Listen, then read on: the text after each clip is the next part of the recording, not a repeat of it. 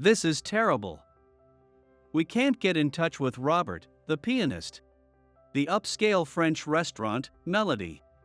In the back of its kitchen, I was quietly washing dishes as usual today. Tonight was a special occasion. VIPs from a major corporation were visiting.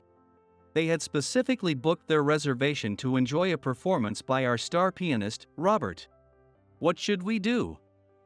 The guests have already arrived. Without his performance, we're in trouble. The staff's voice trembled with anxiety. Neither the phone calls nor inquiries at his office could locate him. No matter how many times I call. Rachel, the owner, stood frozen, clutching her phone, her face pale. It's over. It's all over. Her voice was steeped in despair. We were about to betray the trust of an important client. And worse, this was someone influential in the industry. If word got out, the restaurant's reputation would be at stake. As I continued washing dishes in the corner of the kitchen, my mind wavered. Just then, a sharp voice rang out from the VIP room. This isn't what we were promised. We came here to hear his performance, and now we're done waiting. We're leaving. The restaurant was on the brink of a crisis. I closed my eyes tightly and made up my mind. Please, let me play. Everyone froze in shock at the words of a mere dishwasher. But the moment my fingers touched the keys, a miracle began to unfold. My name is Noah. I work part-time doing various tasks at Melody, an upscale French restaurant. My main job is washing dishes. Behind the glamorous front of the restaurant, my days were spent quietly scrubbing plates in the back of the kitchen. Still, it wasn't all bad. Surrounded by music and the aromas of fine cuisine, there was a certain comfort to it. Hey! We're behind. Where are the plates and pans? An angry voice bellowed from deeper within the kitchen, and I scrambled to move my hands faster. A mountain of dishes towered over me, as if mocking my efforts. As I plunged my hands into the warm, steamy water, I let out a small sigh. Sorry, I'll hurry. Even when I tried to raise my voice, it came out weak and feeble. The chef, Harvey's angry outbursts were a daily occurrence by now. The apprentice chefs, who were around my age, called me "Hey, dish guy," while the stylishly dressed floor staff tended to subtly avoid me. From the elegant dining area, the sound of refined music and the aroma of gourmet cuisine wafted through the air. The contrast only made my current, halfway in between position feel even more stark. Still, I suppose I should be grateful to have the chance to work in this place. Occasionally, passing customers would mistake me for someone who didn't work at the restaurant, asking, "You're not part of the staff here. Are you? Maybe I just don't look the part for this upscale restaurant." While others my age spend their weekends strolling the city streets, I'm still here in the corner of the kitchen, washing dishes. Through my fogged-up glasses, I could see my soap-covered hands slowly growing rougher. Even though I wore gloves, the dampness inside had made my fingers wrinkled and tender. Come on, can't you move any faster? Sorry. The scolding was harsher than usual, but I couldn't argue with it. Harvey was especially irritable today. And the reason was, "Noah, are you okay?" During my break, I heard a gentle voice call out to me. When I looked up, Rachel Sullivan, the restaurant's owner, was standing there. With her usual elegant demeanor, she wore an apologetic expression. "I'm fine. It's just work." Rachel was the only daughter of the restaurant's founder. Deeply knowledgeable about classical music, she was passionate about the music played in the restaurant. Her beauty and poise were a perfect match for this high-class establishment. "Did you have another argument with Harvey?" While drying the dishes, I asked casually. Seeing Rachel's expression cloud over, I knew I had hit the mark. I had seen her and Harvey together earlier. The two were always at odds, so it was likely their clash today was the source of Harvey's frustration. "Yes." Rachel lowered her gaze slightly before continuing. "I just can't separate food from music." Her voice trembled as she spoke. Her eyes held a deep passion for music, nurtured since childhood. "Think about it. Imagine the start of a delicate course accompanied by the light-hearted melodies of Mozart, soothing the guests' minds. For the main dish, the fiery passion of Chopin. And for dessert, the elegant harmonies of Debussy. Her eyes sparkled with enthusiasm. Each exquisite dish paired with the perfect music for the moment could elevate the guest's experience to something extraordinary. Music enriches the flavors of the food and creates memories that linger. I truly believe that. With her hand placed over her heart, her words carried unwavering conviction. But Harvey says, forget the unnecessary music and let people focus on the food. But music isn't a distraction at all. If anything, it can be the bridge between the food and the customers. Rachel's voice grew stronger. The passion in her tone was something unimaginable from her usual graceful demeanor. I want to make this restaurant a special space where food and music are in perfect harmony. A place where guests can be equally moved by a single bite of food and a single note of music. Her final words were spoken softly, as if sharing a dream, yet they carried a firm resolve. That makes sense. I had heard that Rachel once aspired to pursue a career in music. Though life had taken her down a different path, leading her to work as the restaurant's owner, she still enjoyed music as a hobby. For someone like her, any disparagement of music would be intolerable. The right music flowing through a dining space could undoubtedly bring comfort to the guests' hearts. But, Rachel, I began to speak quietly. Music is important. But don't you think Harvey has a point as well? Rachel looked slightly surprised. For a chef, delivering the perfect dish to the customer is everything. That passion is probably the same as the way you pour your heart into music. But music is supposed to enhance the food. Rachel, in music, there's a lead role and a supporting role, right? Rachel gave a small nod. Music that doesn't overshadow the flavors of the food, music that gently complements it, that's what this restaurant might need right now. Music that complements food. Rachel repeated softly, almost to herself. I understand your passion for music. But right now, isn't the most important thing for this restaurant ensuring that the guests enjoy the best possible dining experience? Rachel remained silent, listening intently to my words. Harvey goes to the market first thing every morning to carefully select ingredients, and he works late into the night crafting new menus. From what I've seen, your passion for music and Harvey's devotion to cooking aren't opposing forces at all. At those words, Rachel's eyes widened. It was an expression I had never seen before. Noah, you seem to know a lot about music. Well, it's been a hobby of mine for a long time. As I gave a vague response, Rachel looked at me with a curious expression, clearly intrigued. Since that day, Rachel started coming to see me during her breaks. At first, I thought it was just a passing whim, but over time, I began to notice changes in her. Hey, Noah. This morning, I saw Harvey coming back from the market. She said one day, starting the conversation. He was so focused, examining each vegetable with such care. For the first time, I realized his approach to cooking is just like how a pianist studies a score. Her voice carried a hint of wonder, mixed with a trace of regret. On another day, I spotted Rachel quietly observing Harvey's work in the corner of the kitchen. The movement of his hands as he held the knife, the way he checked the heat, and the precision in plating. It seemed as though she was looking at everything with fresh eyes. Harvey really loves cooking, doesn't he? Rachel's quiet murmur carried a softness I had never heard before. We talked about music, shared thoughts on managing the restaurant, and exchanged ideas.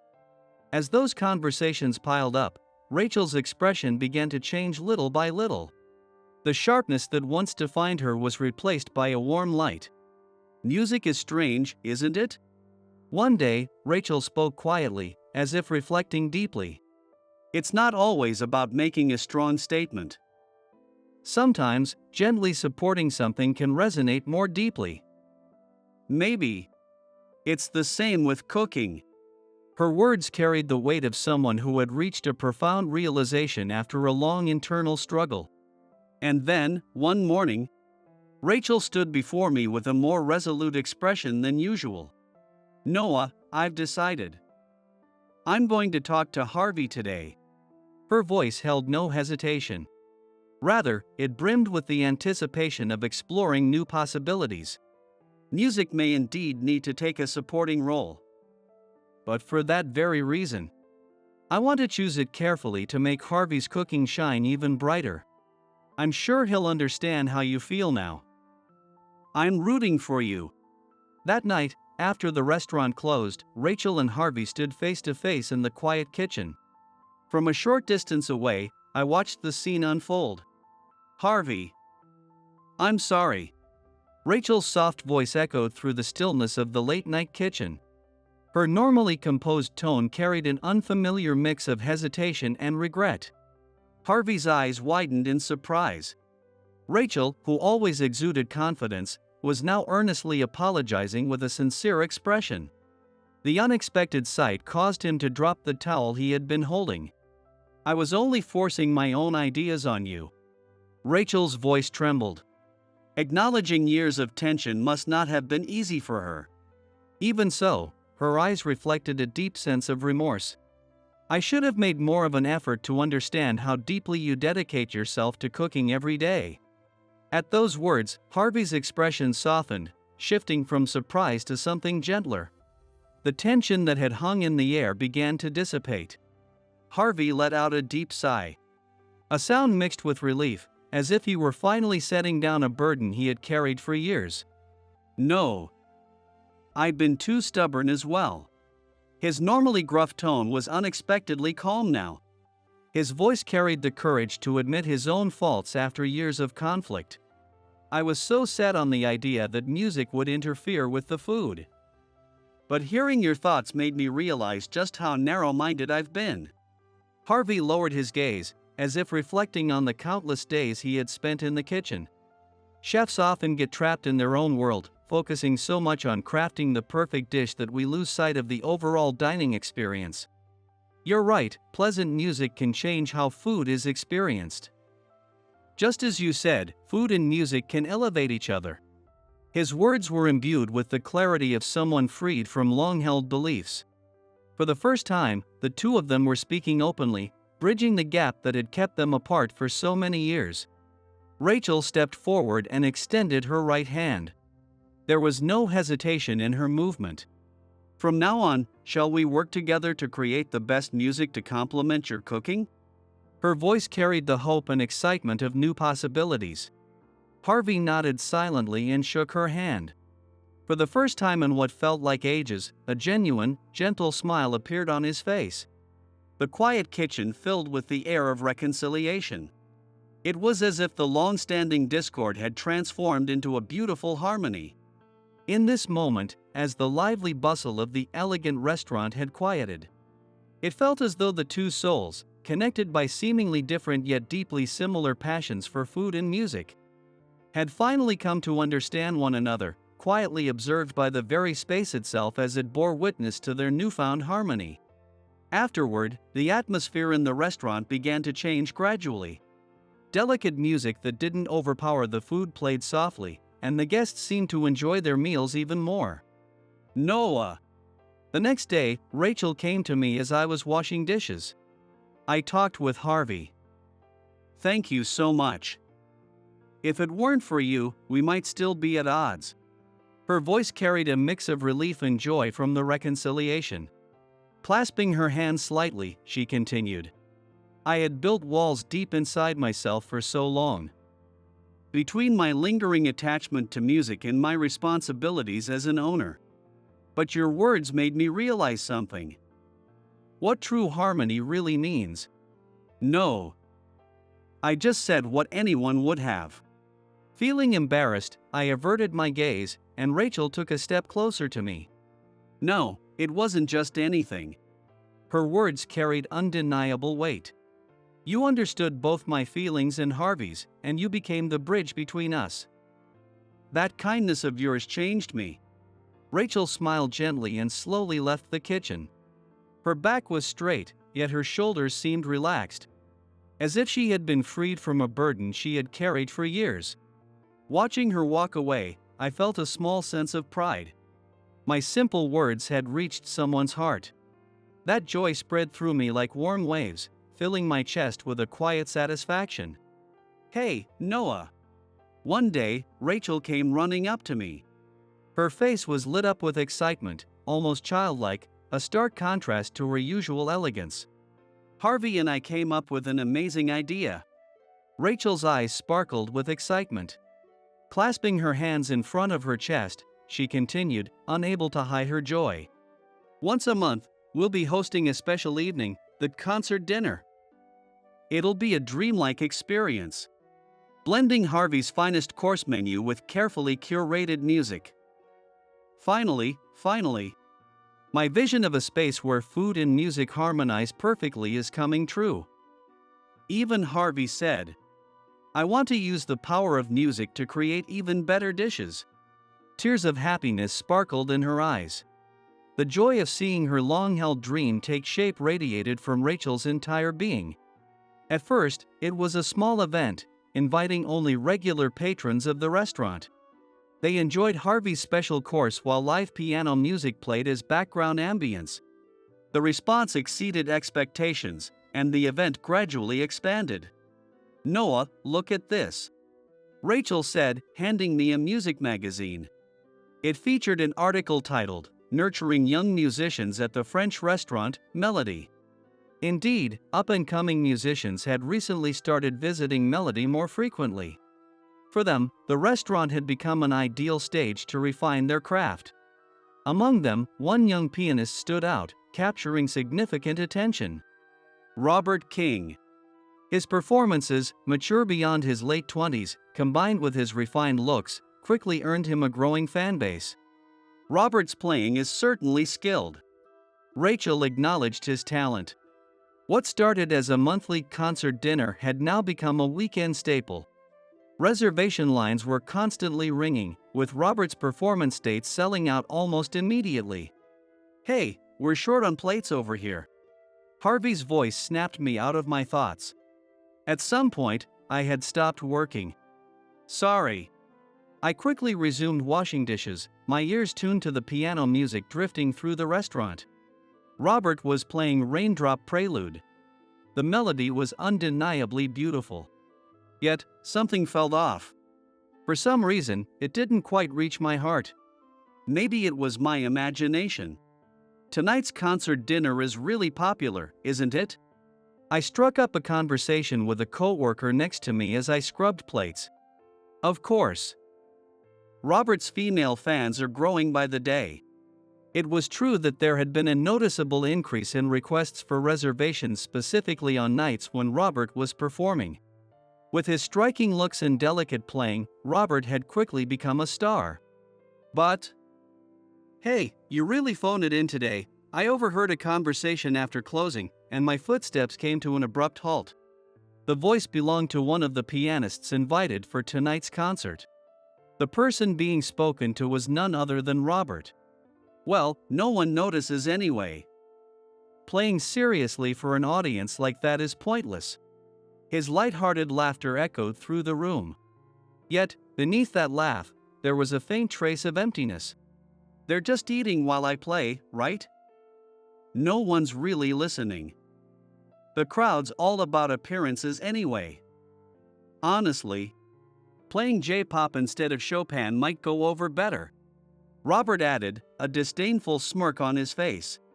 Today, I skipped an entire 4 measures in the middle of Raindrop Prelude, and no one even noticed. Instead, they were like, "That was such a wonderful performance," and asked me for a photo. "Ha, it's hilarious, isn't it?" Robert stared at his own fingers with a sly grin, his expression reeking of insincerity. "I mean, getting paid for this is easy money, right? Playing seriously? That's a waste of time. Just play something simple and quick. It's way more efficient. As long as the customers are satisfied, that's all that matters, isn't it?"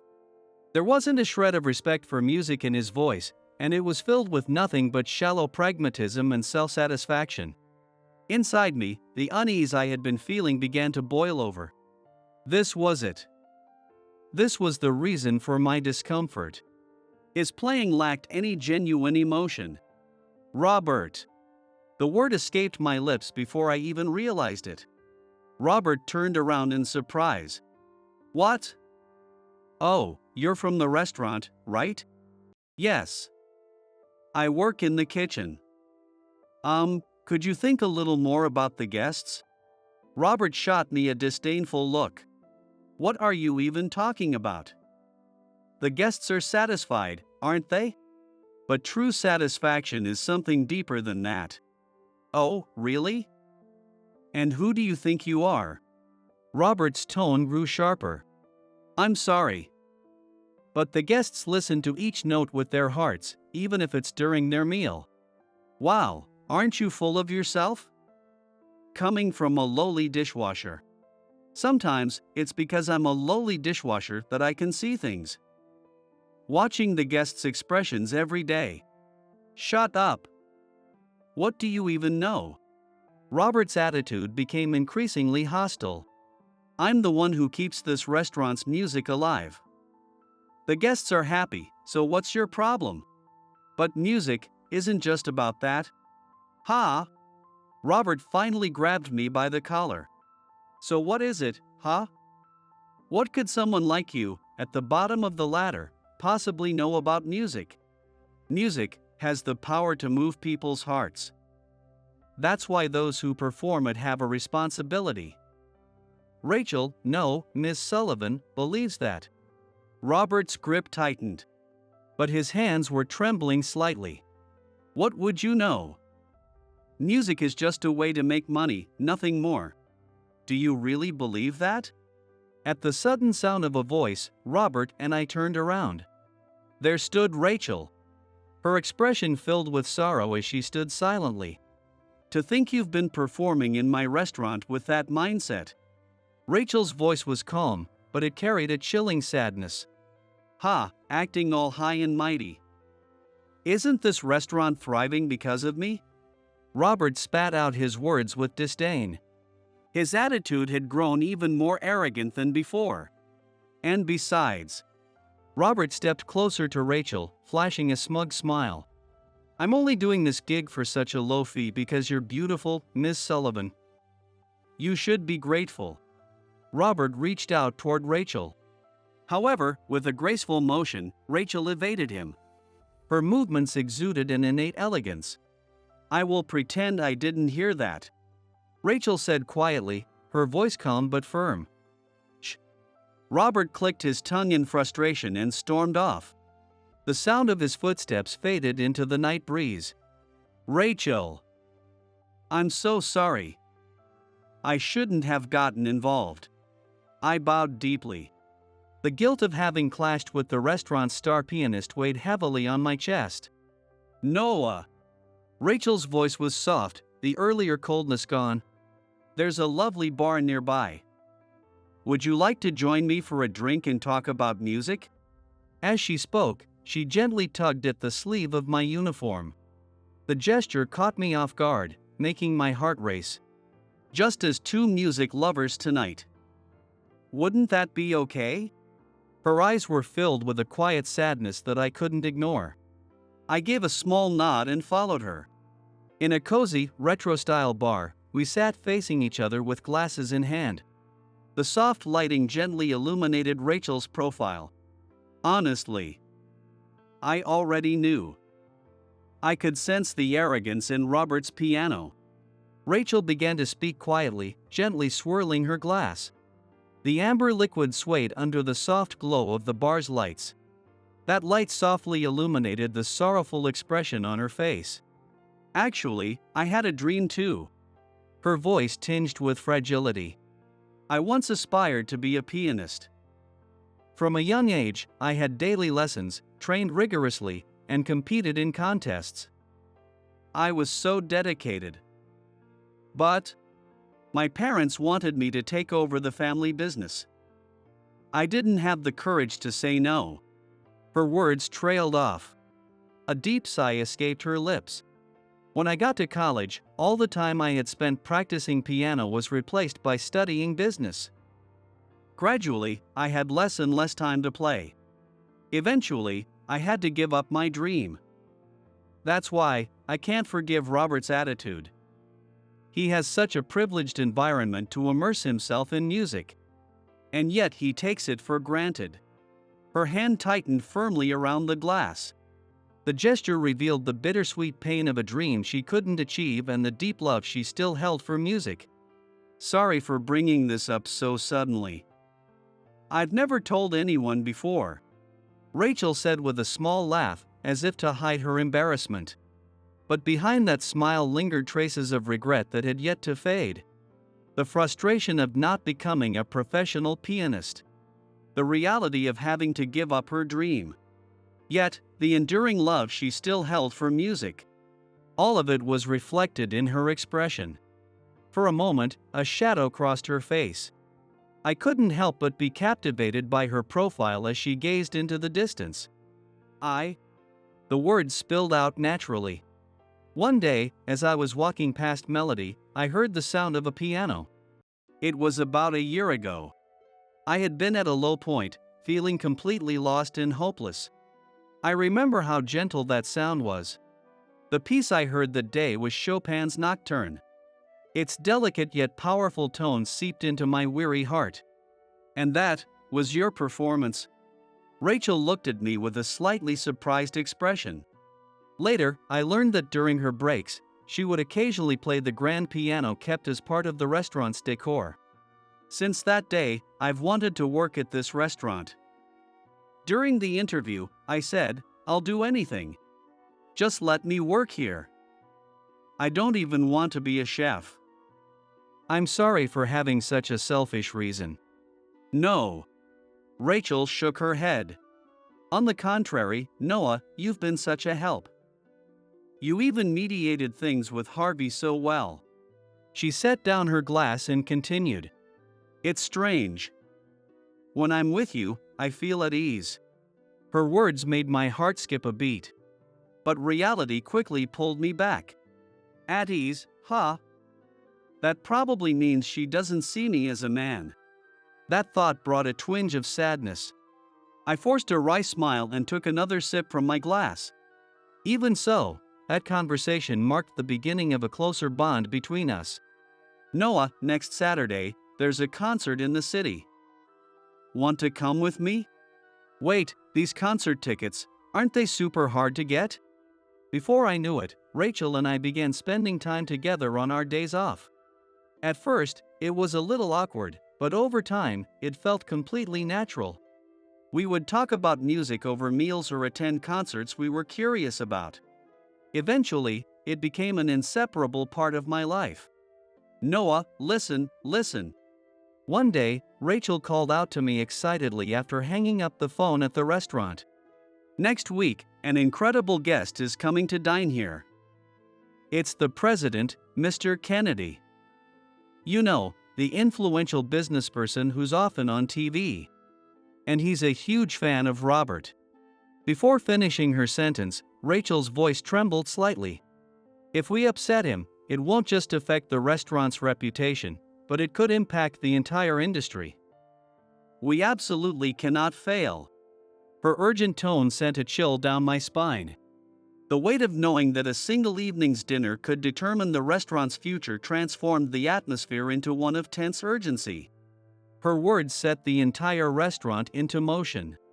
Harvey immediately began testing dishes for a special course, and the kitchen was soon filled with the rich aroma of premium ingredients. The man who usually barked orders now wore a serious expression, meticulously perfecting each plate. As everyone poured their effort into the preparations, the clock's relentless ticking added to the pressure. The restaurant felt like an orchestra in the moments before a performance, the air taut with anticipation. Then, the day arrived. With every detail carefully attended to, the staff stood ready, fully prepared for what lay ahead. Each of us silently vowed to make this extraordinary evening a success. But 30 minutes past the scheduled start time, Robert was still nowhere to be seen. Hasn't Robert arrived yet? No. We've been calling him non-stop, but we can't get through. Even his office says they don't know where he is. A wave of unease spread among the staff. Could it be? Rachel murmured softly, her head lowered. Since that day, Robert has asked me out several times, but I turned him down each time. Her voice trembled as she spoke. And then he said, "You'll regret it someday." Could he have been referring to what happened today? That can't be. We can't wait any longer. Allow me to apologize on behalf of the restaurant. The manager, Henry, stepped forward, but Rachel shook her head. No, I'll handle it. With a determined expression, Rachel made her way to the VIP table. The staff held their breath as they watched her approach. But, my sincerest apologies. Unfortunately, tonight's performer. That's enough. I'm leaving. Mr. Kennedy stood abruptly. The atmosphere froze over in an instant. I have no intention of dining at a place like this. I came here expecting to hear Robert's performance. The color drained from Rachel's face. If the restaurant's reputation were tarnished here, the consequences could be devastating. At that moment, may I play instead? My voice, surprisingly calm, cut through the tension. The staff turned to me in shock. Rachel's eyes widened in disbelief. Noah! Sir! I bowed deeply. My playing may be lacking, but if I could have just a moment of your time. And who are you? The restaurant staff, sir. Mr. Kennedy's expression hardened as he stood again. If you couldn't even arrange a proper substitute, why should I waste my time on some amateur's piano playing? Are you trying to insult me? I sincerely apologize. Rachel interjected hastily, stepping forward. Noah, this is... But I didn't back down. I had to protect the restaurant. I understand your feelings, but please, just 3 minutes. That's all I ask. The president's secretary leaned in and whispered softly. Mr. Kennedy, perhaps it's worth waiting 3 minutes. If it doesn't work, we can leave immediately. Clearly displeased, Mr. Kennedy returned to his seat. 3 minutes. That's all. I'll be timing it. The secretary pulled out a phone and set a timer. I gave Rachel, who looked worried, a reassuring look that said, "It's okay," and took a seat at the grand piano. I exhaled deeply and closed my eyes. Silence enveloped the restaurant. The faint clinking of dishes echoed in the background. Delicate aromas drifted from the kitchen. And then, the first note gently filled the space. Debussy's Clair de Lune. Its delicate and elegant melody descended upon the restaurant like moonlight. My fingers glided effortlessly over the keys. How many years had it been since I played in front of such a large audience? I had fallen in love with music at a young age, learning piano, winning competitions, and dreaming of a career in music. But circumstances forced me to abandon that path. Still, my love for music never faded, and it continued to smolder deep within me. Now, I poured all those feelings into this performance.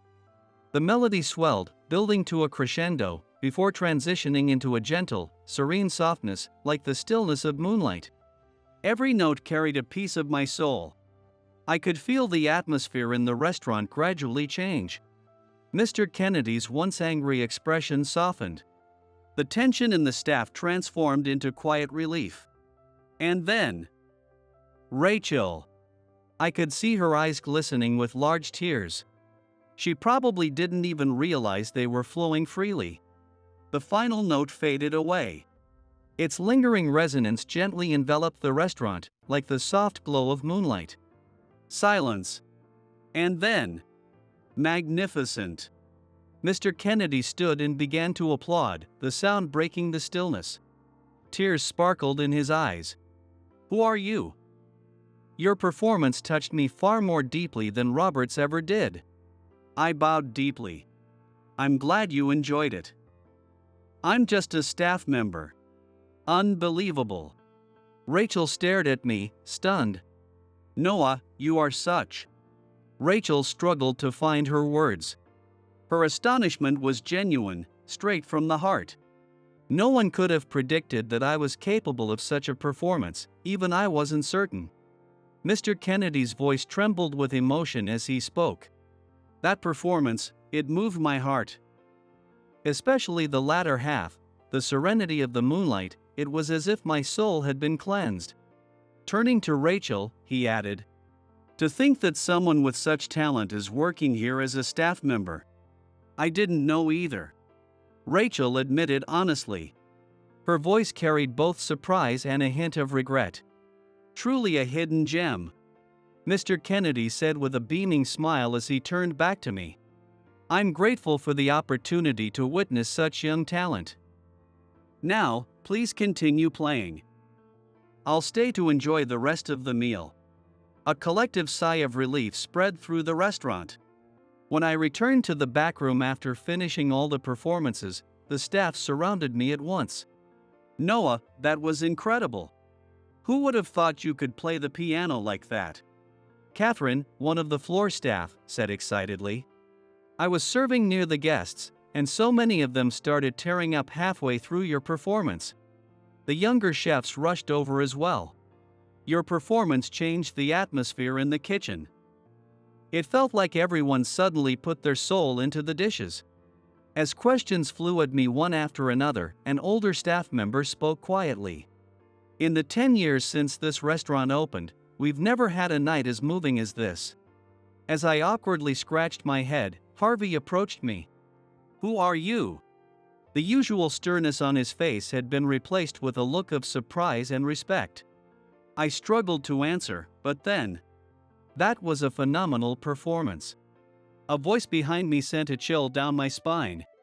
I turned around slowly, and there stood Mr. Nelson, the head of the music agency Forte. "Mr. Nelson, why are you here?" My voice trembled. I couldn't accept the reality unfolding before me. Never did I imagine I would reunite with him in a place like this. "It's been a while, Noah. Do you two know each other?" Harvey asked curiously, his expression puzzled. The staff watched silently, observing the exchange between me and Mr. Nelson. "Yes," Mr. Nelson continued calmly. "I came to check on Robert's performance tonight. When I heard from the restaurant that he hadn't shown up. Well, he's one of our top earners. I've been booking him at prestigious restaurants all over the city, including Melody, through my recommendation. But after tonight's behavior, he's done. Robert is fired." His words caused the atmosphere to grow tense. It was such a sudden dismissal. To think that a famous pianist like him could be let go so easily. Heartless, isn't it? Mr. Nelson sighed, noticing the reactions of those around him. As the head of a music agency, I can't overlook such irresponsible behavior. Robert's talent was undeniable, but his pride became his downfall. Without prompting, he continued. As his popularity grew, he began appearing on radio and television, amassing a larger female fan base. But he became more obsessed with being a star than with his music. "I need musicians. The Robert of today has no place in my agency." He paused, then fixed his gaze on me. "But, wow! What a stroke of luck. To think I'd run into you again." His smile carried an undercurrent of malice. "Do you remember that day?" That day. The words triggered memories I had buried deep in my mind, all rushing back at once. I had a past as a pianist. As a child, I first discovered the piano at the cafe where my mother worked. It was an old upright piano, nearly as worn as a creaky signboard, but its sound captivated me. The kind cafe owner allowed me to practice after hours, and I would visit every day after school.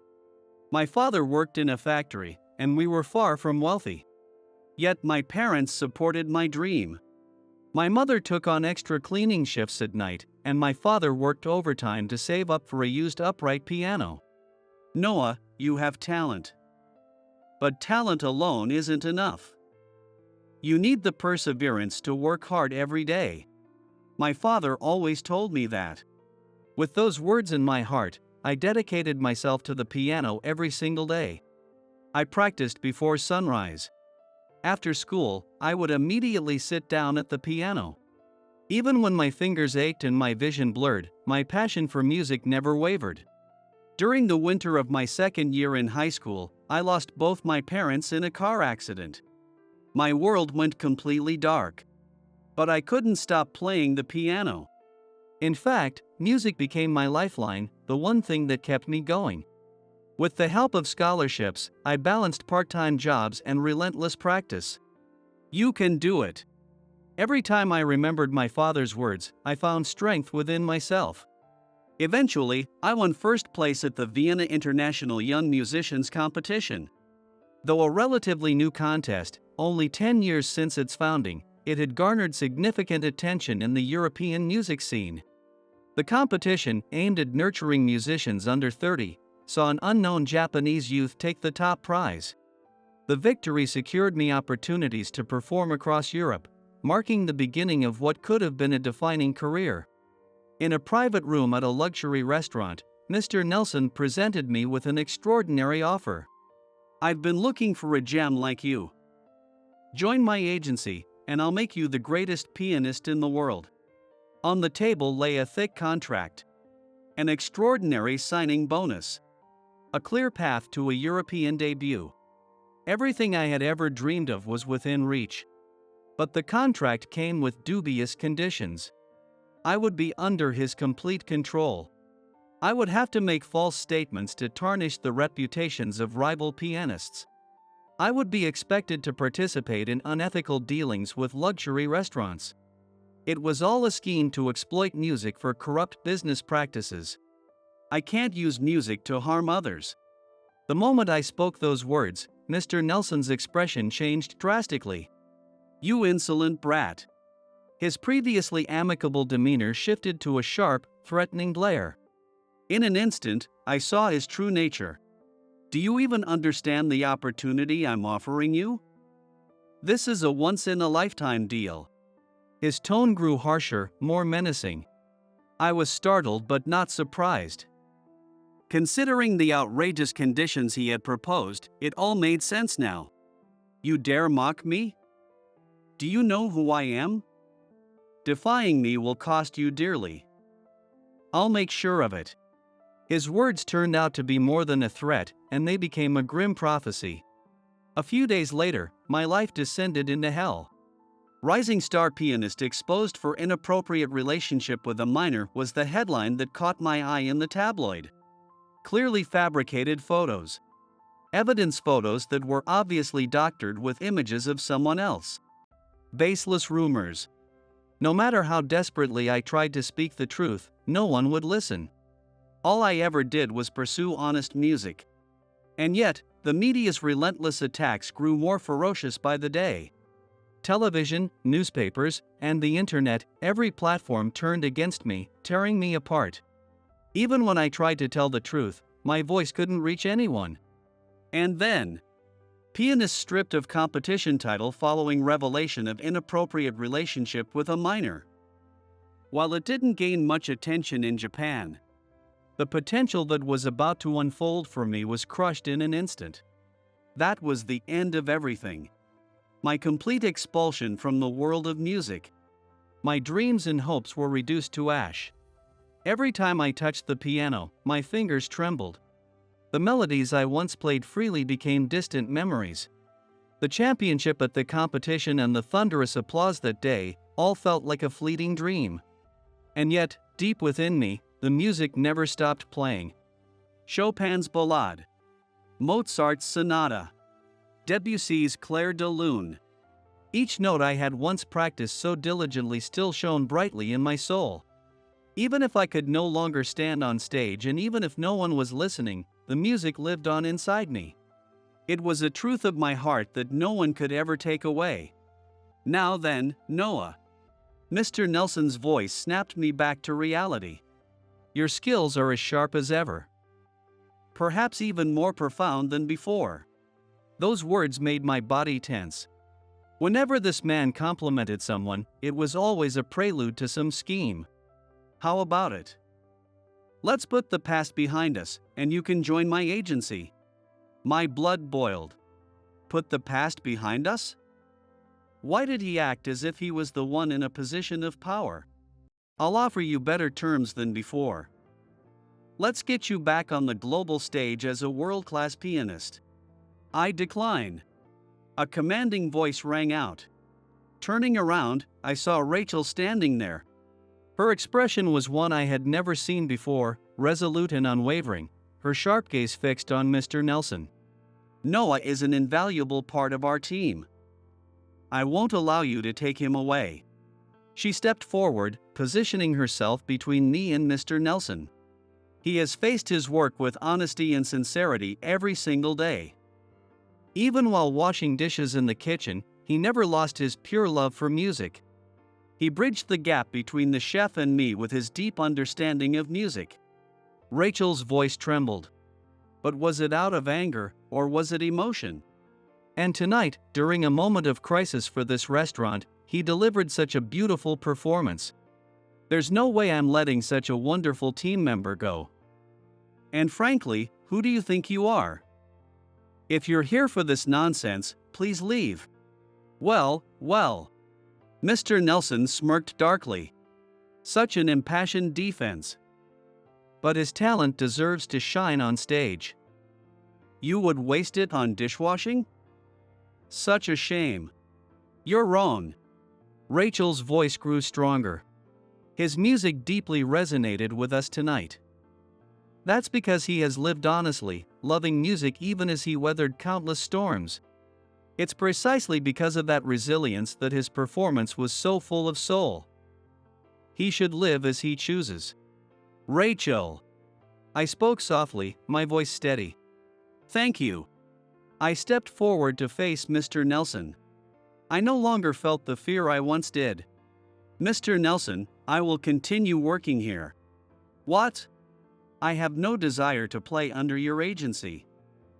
Using music to harm others, such despicable practices are something I will never condone. That hasn't changed. Not back then, and not now. Mr. Nelson's expression darkened. Well, is that so? In that case, his eyes glinted with an unfathomable darkness. In that case, perhaps this restaurant should simply cease to exist. Maybe. I'll start a rumor about food poisoning. Or imply ties to unsavory groups. There are plenty of ways. How cowardly. Rachel raised her voice. Business can be dirty at times. With naive thinking like yours, you won't survive in this world. Consider this a valuable lesson. Mr. Nelson folded his arms and let out a hearty, mocking laugh. And you can still reconsider. If you want to protect this restaurant, doesn't that go against common sense? A sudden voice cut through the tension, causing everyone to turn around. I couldn't believe my eyes. Robert was standing by the back door. Even the staff in the back room murmured in astonishment. No one had anticipated Robert, who had been absent until now, to appear at such a critical moment. His usual arrogance was gone. In its place was a sense of determination, even a dignified resolve. Robert? What are you doing here now? I heard you skipped your performance today, Mr. Nelson said, scrambling to maintain an air of authority. But the unease behind his voice was unmistakable.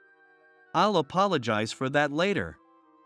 But Mr. Nelson, your methods are wrong.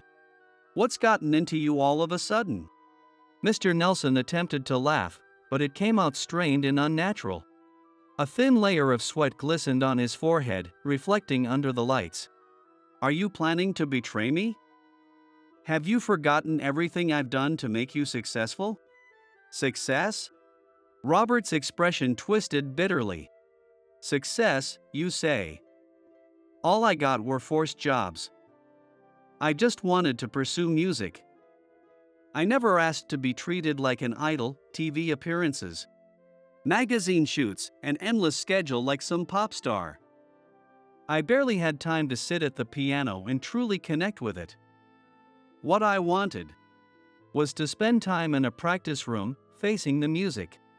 His eyes now held a strength I had never seen before. "Ha!" Mr. Nelson let out a loud, mocking laugh. "Stop being so naive. You think you can live off music alone in this day and age? People like you, these wannabe artists, are the worst. Always clinging to your idealistic fantasies." Lowering his voice, he fixed Robert with a cold stare. "Face reality. Talent alone won't get you anywhere in this industry. Without me, no one would have even noticed you. But fine. You're past your prime anyway. You're fired." Not that I hadn't already planned it. He spat out the words.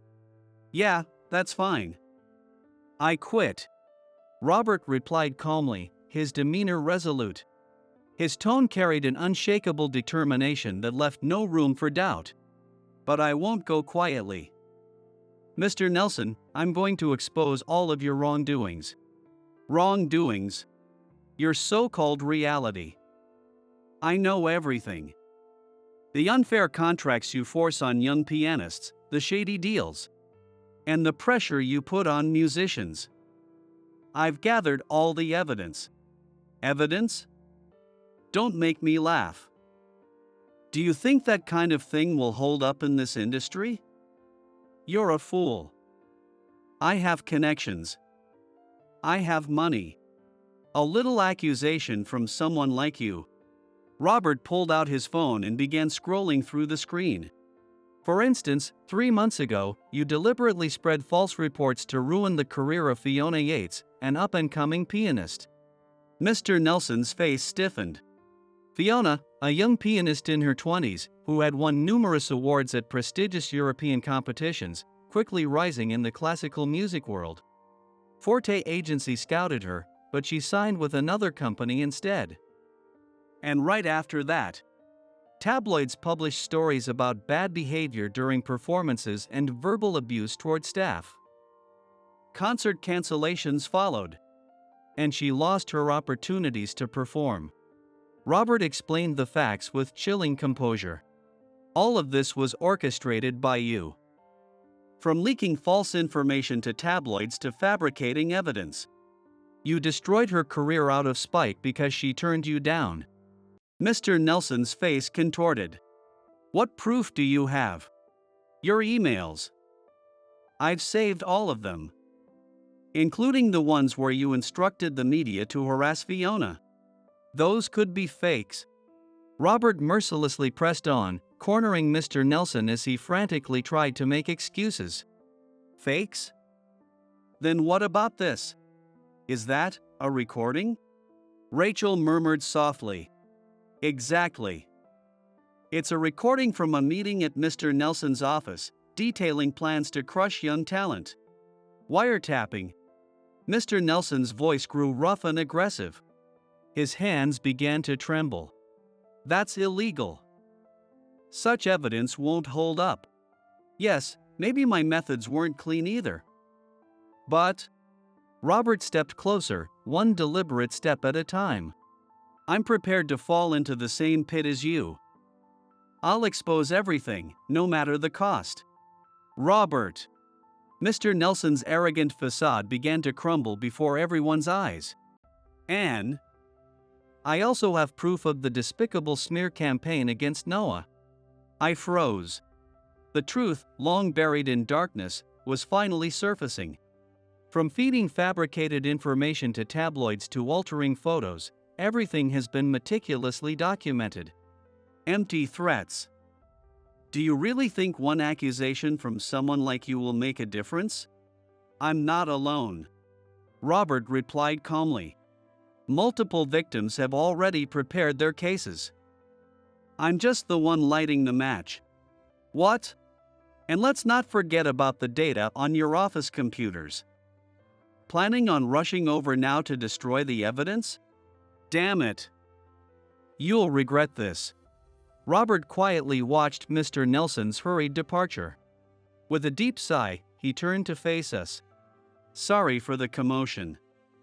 I'll be leaving too, and I apologize for bailing on tonight's concert. Robert bowed his head.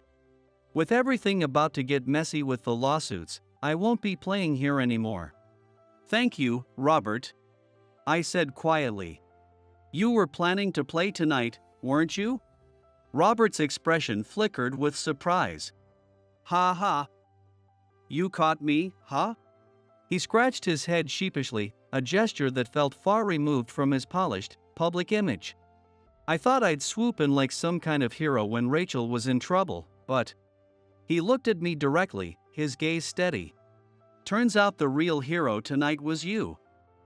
That performance of yours, it was incredible.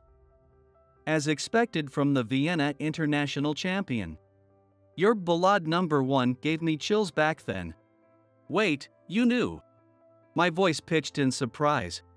No one was supposed to have known until now. Of course.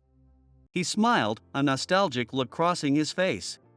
You were my inspiration all along. What? When you suddenly disappeared after those scandals, I kept wondering what had happened to you. And when I saw you here, washing dishes. Honestly, I was shocked.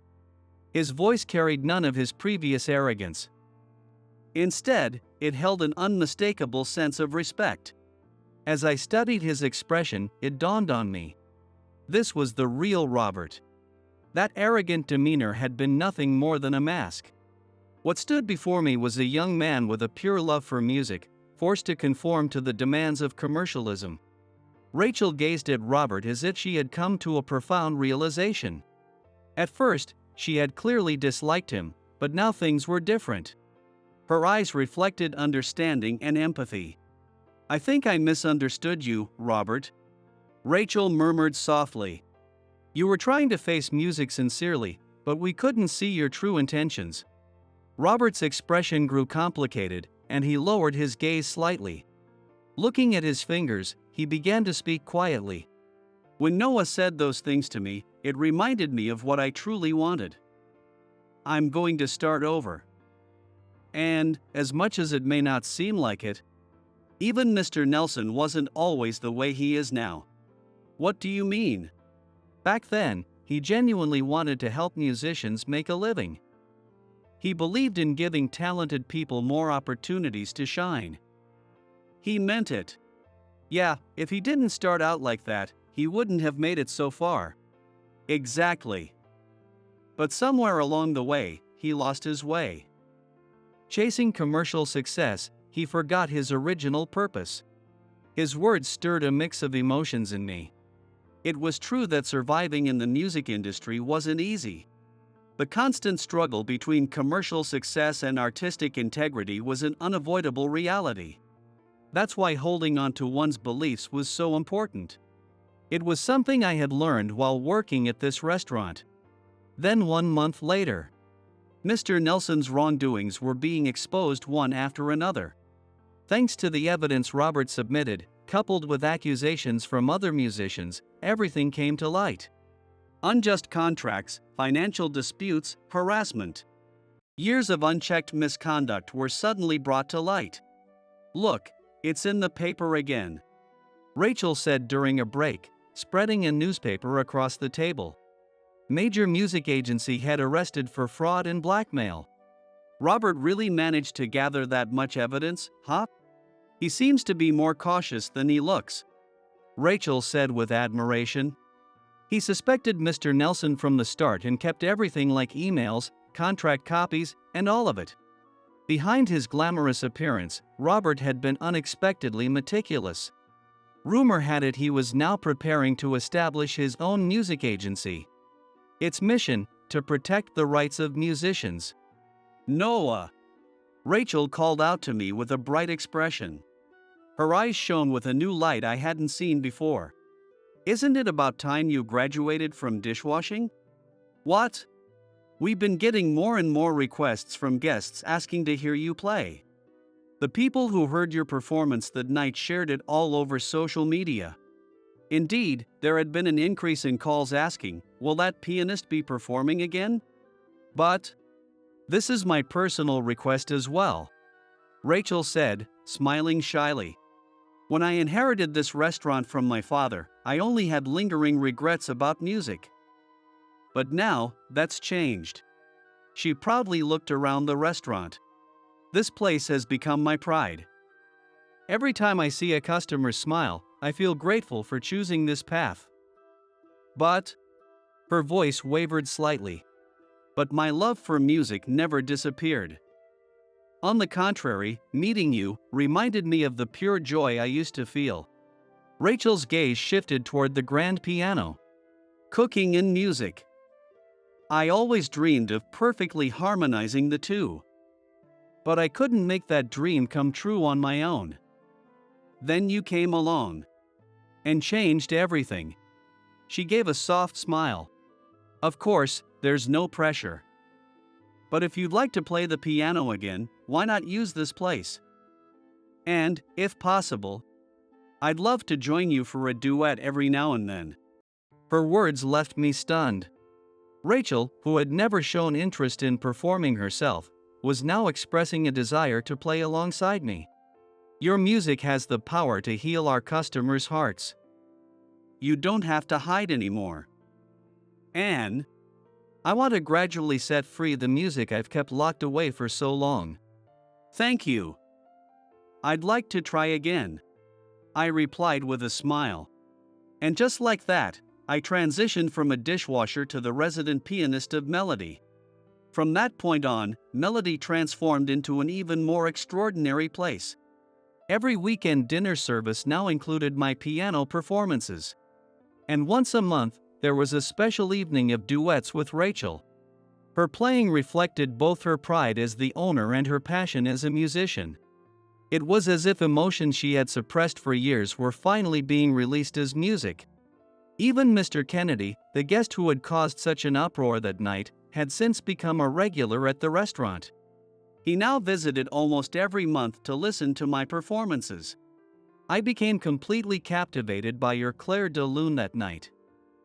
I'll be back to hear it again, he said with a graceful smile, exuding the charisma of a true leader of industry. Thank you very much, I said, bowing deeply, to which he responded with a kind smile.